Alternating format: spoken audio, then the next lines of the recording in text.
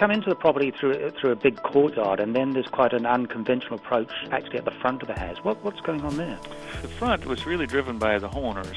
She wanted a forecourt, a loggia piece, a really gracious entry piece where they could actually sit out front. And that leads you on into the entranceway of the house, and then you arrive at what I think is probably one of the most dramatic living spaces I've ever seen, that grand salon.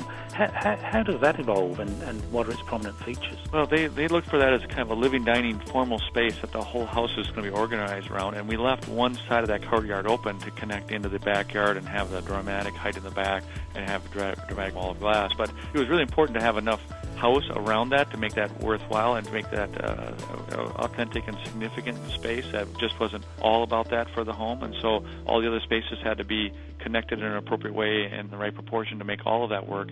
And then the big key was this large skylight that had to work and create the sense of really kind of almost an outdoor space. It's got a feel almost of the old European railway stations, that vault. Yeah, in fact, that was one of the inspirations. See, they actually showed us a couple of the old Victorian cast iron skylit kind of railroad stations of Europe, and that's actually where the takeoff for the skylight ribs are. Those ribs that went across were originally going to be decorative, but in the end they became structural, custom design. And then there's the room that seems to be suspended high up in the salon ceiling. Again, this came from the owner.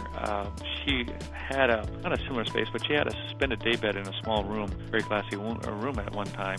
And she liked the idea, and she had seen images of all these kind of suspended rooms, and she really pursued that idea, and we really had a tough time working into the architecture. So in the end, we really had to actually kind of move the architecture out of the way. We had to push the columns away at a wider spacing, bare vault that grand salon ceiling, bare vault the entablature above that piece to allow that suspended room to be there. And that is really a wonderful kind of catbird seat, if you will, in the middle of the space, because it can look down over the grand salon, over the two-story family room space, and it has just a terrific floating feel once you're in there.